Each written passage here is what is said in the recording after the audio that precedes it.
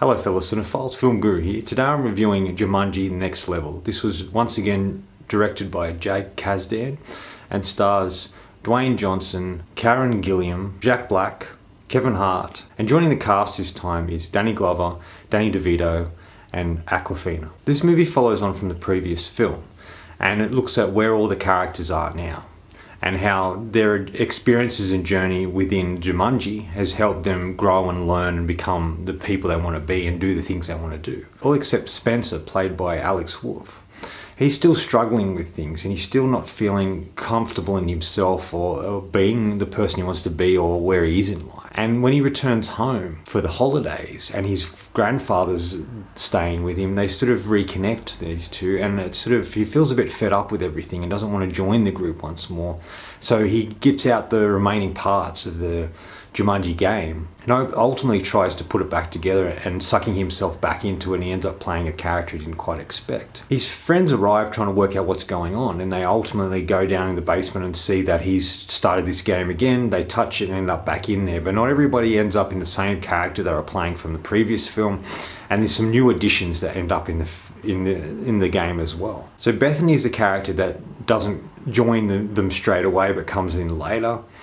And they end up switching roles in many ways. Danny Glover and Danny DeVito's characters who are old bickering friends, end up stuck in the game. They don't know what's going on. What it does really well is it takes these particular characters we know very well in the game and induces someone else playing that particular role. And this adds a lot of humor to the film because Danny DeVito ends up becoming the Dwayne Johnson's character, and the way The Rock sort of portrays Danny DeVito is kind of strange and a little funny, I guess. And Danny Glover's character, Milo, becomes Kevin Hart's character within the game. And the way Kevin Hart plays this is fantastic. It's very, adds a lot of humor to it.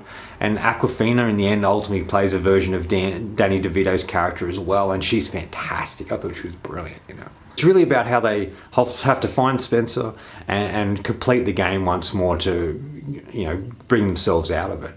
And this is where they learn to work together. They learn the importance of friendship and how sometimes they have to work hard at things, and this allows them the opportunity to reconnect in their romantic and platonic friendships. There's a lot of weird and wacky things that happen once again in the game, and I think they push it to another level in many ways. And I really like that aspect to it. I like all the characters in it. I like the introduction of new characters and the way that the characters in the game portray those ones that we know from the real world. I like to introduce a new villain, and sort of this one goes a bit darker than the previous film in many ways. I kind of like this film a lot more than the previous film, and I don't quite know. I never really connected to the previous film that well because I'm a huge fan of the original Jumanji film with Robin Williams. I think that's fantastic. That's from my childhood. I still really enjoy it. Yes, the effects are a bit dated, but I still enjoy it thoroughly. So when they announced they were doing these sort of prequel sequels, I wasn't really impressed with what they were going to do. And the previous film to this was fine. It was okay. I thought this was a much better movie in many ways. I felt the stakes were a lot higher. I felt that the introduction of other particular characters playing the characters in the game was really clever and really well done and added a lot of humor, and I felt a bit more connected to it than I did with the previous film. And I think that when they're in the game it's much bigger and more explosions and a lot more going on and a lot of things they have to overcome. There's sequences in the desert where they get chased by these ostriches, which is really great sequence. I really loved all the desert stuff and the Arabian stuff and a variety of things that happen in it. There's stuff in the jungle where they come up against monkeys, which I thought was a really clever sequence. The end of it's really great. There's just some really great fight sequences and action sequences that are really well done and sort of very captivating. There's something about the desert I really like. There's something about that sort of grand thing. It might come from Lawrence of Arabia, I'm not quite sure, or a number of other films in regards to the desert. But there's something about it. So when this sequence came up, I really connected to it. I thought all the acting was kind of solid, It's good to see Dwayne Johnson and Karen Gilliam and Kevin Hart and Jack Black back playing these particular roles in a different way. I thought that was really well done. And the introductions of Awkwafina's character, who I really like. I think she's a very talented actress. And most part, they do a solid job. Jack Black's fantastic as usual, and he gets to play sort of a tougher character than he usually would, or he gets to play a female character as well, which I thought was really funny and clever, and he adds a lot of humour to the movie. I thought when Kevin Hart is portraying the Milo character, the Danny Glover character, this was some of the funniest moments in the whole film. Just the way he spoke was very proper, very slow. He'd explain things too late for the characters to do anything about, and it was just added a lot of humour in the way he spoke, and it felt refreshing because Kevin Hart wasn't playing Kevin Hart, which he usually does in every other film that he makes. So it was refreshing in that regard, and I thought he did a really fantastic job. When he went back to being another character, I lost interest in that sort of particular portrayal of that character, and he returned to the Kevin Hart everyone knows, and I thought that was a little disappointing. Karen Gilliam's really proving herself as an action star, and she does really well here and has some great fight sequences and great moments within the movie, and I was really impressed with what they're able to do with her and expand her character a little bit more, which I thought was fun.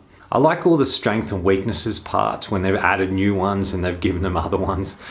And Jack Black's character makes me laugh because all of his is to do with the desert. You know, his weakness is sand and wind and sun, and it's just, yeah, really cleverly done, that aspect of the film. But I think the real standouts here for me are when Kevin Hart is portraying the Milo character. That's really well done. Danny Devito is fantastic in the scenes we see him in. I think he's brilliant. He's slowly becoming like a sort of like a Bill Murray-esque actor who just sort of appears in things and gives some really great performances. Very, very funny, hilarious, and he serves a lot of great purposes in this film. And he does really well in this movie with the limited role that he has, but I think he's fantastic in it. But by far my favourite aspect of this film is Awkwafina. She's an actress I've been really impressed with. She starred in a lot of comedies, you know, Crazy Rich Asians, and she was in Ocean's 8. But it wasn't until I saw her in Farewell and could see that she had a lot of layers and a lot of depth to her, and she could play a variety of different emotions and playing characters that were different from that comic relief that she plays in a lot of movies. And she's really great in this. She's able to harness the humour that she has and the talent and the emotion that she's able to portray. And when she ultimately is playing a version of Danny DeVito, she's fantastic. She's so brilliant in it. And she's a real standout in this film. I was really impressed by her performance, and I just thought she was great. It was an interesting character, and she did really fantastic with it, and I was really impressed with that. And she was by far the best character, in my opinion, in when once they're in the game. There's stuff about the previous film I forgot, such as Colin Hanks's character, and I didn't know what purpose he served in the whole storyline. And there was other little bits and pieces that I couldn't quite remember because I hadn't seen the previous film in a long time. The one thing that really lets this film down is when The Rock is playing a Danny DeVito-esque character, and he's just terrible. He's over the top, he's silly. I think he's reaching too far to try and be funny. He's trying to be forcefully funny, and it doesn't quite work. And when we get to see his character, I just didn't care for it. I thought it was really dumb, and I just didn't think he was a capable enough actor or comedian to portray Danny DeVito in a way that really made that character believable, and I think he really let the film down.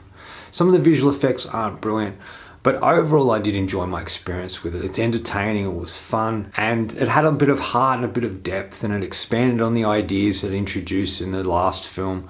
But it also added a lot more to it, and you really felt more for the characters. Well, I did anyway, than the other film, because it just felt like they evolved and grew, but they still were insecure about things. When they went back into the game, it's a different level they have to do, and there's different things that they're going through that they weren't going through in the other film. And it's like they came to a realization in it. And by the introduction of Danny DeVito's character, who plays Spencer's grandfather, and Milo, played by Danny Glover, I think these were a great contributing factor to the film, and they made it a bit more interesting and a bit more funny than it would have been originally. In the ending of it, it sort of sets up that there could be a third sort of film, and if there was, I'd probably check it out. But at this stage, I don't love them, but they're entertaining, and I enjoy this second film a lot more than the other one. Final thoughts.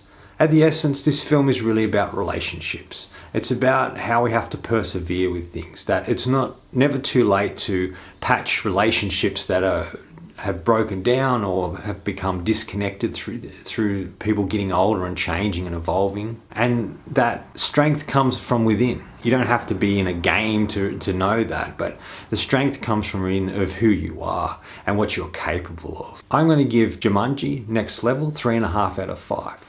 I thought this was entertaining. It was a great piece of escapism with a little bit of heart, some funny moments, and some great action sequences. Anyway, that's all for me today. Thanks for watching. I hope you enjoyed this video, and if you did, please hit subscribe at the bottom. Follow me on Facebook and Twitter. Otherwise, until next time, enjoy the movies.